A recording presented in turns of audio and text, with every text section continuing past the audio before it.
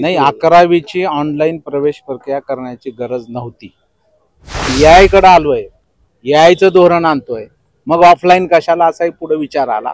पण ही योजना फसलेली आहे. आपण पाहिलं की आजही जवळपास आता अर्धा शाळा सुरू होऊन 1 हप्ता झाला, दुसरा हप्ता सुरू झालाय, पण आजपर्यंत ही 100% ॲडमिशन झालेले नाहीत. या राज्यामध्ये सगळ्यात जास्त माध्यमिकच्या शाळा ह्या परभणी जिल्ह्यामध्ये मराठवाड्यात आहेत. परभणी जिल्ह्यामध्ये सुद्धा 52 माध्यमिक शाळा आहेत, पण ह्या शाळांची इमारती अनेक ठिकाणी निजामकालीन आहेत, पडायला झालेल्या आहेत. त्यामुळे याचा एक बृहत आराखडा बनवला पाहिजे आणि प्राधान्यानं जिथं जास्त पटसंख्या आहे ती शाळेची इमारत बांधायला त्या ठिकाणी घेतली पाहिजे. गरज असेल तर डीपीसी मधून सुद्धा त्याला निधी उपलब्ध करून दिला पाहिजे. यासाठी पालकमंत्री महोदयांनी हा बृहत आराखड्याच्या सूचना सीओ मॅडमना त्या ठिकाणी दिलेल्या आहेत. वाटपासंदर्भात काय ठरलं नेमकं, काय काय प्रामुख्यानं कामे आम्हाला येणाऱ्या दिवसात दिसतील या डीपीटीसीच्या बैठकीतून? निधी वाटपाच्या बाबतीमध्ये राज्य हे 3 पक्षाचं सरकार आहे आणि म्हणून याचा फॉर्म्युला त्या ठिकाणी माननीय मुख्यमंत्री महोदय, दोन्ही उपमुख्यमंत्री, तिन्ही पक्षाचे प्रमुख बसून ठरवलेला आहे. त्या अनुषंगाने त्या निधीचं वाटप होईल आणि ही बैठक घेण्यामागचा उद्देशच आहे की आता जून महिना सुरू आहे, त्यामुळं अजून आपल्याला आता परत नोव्हेंबर येईल, निवडणुका लागतील, पुन्हा आचारसंहिता लागेल, पुन्हा ही कामं खोळंबतील आणि पुन्हा निधी वापस जाईल. म्हणूनच ही बैठक आज घेतलेली आहे. की ताबडतोब याचं नियोजन झालं पाहिजे आणि अधिकाऱ्यांनी सुद्धा तेवढाच तत्परतेनं ज्या काही प्रशासकीय मान्यता असतील, वर्क ऑर्डर असतील, त्या दिल्या पाहिजेत. या अनुषंगानं आजचं नियोजन झालेलं आहे. बैठक कशी पार पडली? खंडदायी काही झाली का? नाही, बैठक अतिशय व्यवस्थित आणि समाधानकारकरित्या पार पडलेली आहे, परंतु अधिकाऱ्यांची अनास्था कुठेतरी दिसून येते. तेव्हा अशा अधिकाऱ्यांना सुद्धा जरा गतिमान करणं गरजेचं आहे. ते पालकमंत्री महोदय करतील अशी अपेक्षा आम्ही त्यांच्याकडून व्यक्त केलेली.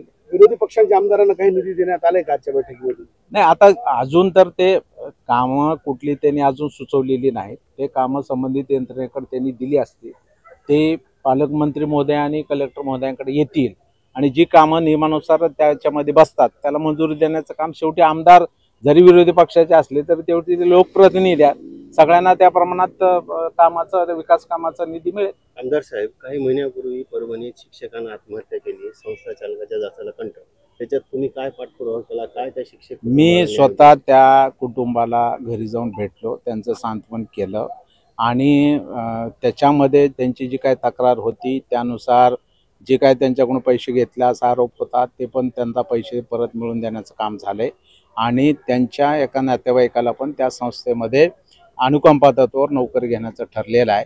जी बाब झाली, जी घटना झाली ती अत्यंत दुर्दैवी आहे, त्यामुळे असं होऊ नये यासाठी आम्ही काळजी घेतो. ज्या शिक्षण अधिकाऱ्यांना धरून या संस्था चालकांनी हे कुटाणा केला त्या शिक्षणाधिकाऱ्यांविषयी, कारण परभणी जिल्हा एवढा बदनाम झाला शिक्षणाधिकाऱ्यांविषयी, तेच भ्रष्ट अधिकारी इथंच येतात आणि नाही, त्याच्यामुळंच आपण इथले माध्यमिकचे शिक्षण अधिकारी ज्यांना यापूर्वी सस्पेंड केलेलं होतं आणि पुन्हा त्या इथंच आलेल्या होत्या, त्यांची बदली आता योग्य ठिकाणी करण्याचं काम शासनाने केलेलं आहे.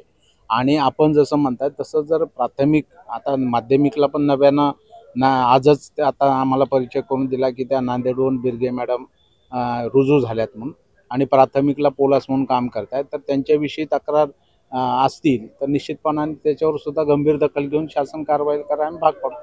11वीच्या प्रवेशाचा प्रश्न आहे की ही ऑनलाईन पद्धत सुरू झालेली आहे, पण आणखीन पालकांमध्ये मोठा संभ्रम आहे, तरी कसं हे होणार आहे? कधी? नाही, 11वीची ऑनलाईन प्रवेश प्रक्रिया करण्याची गरज नव्हती.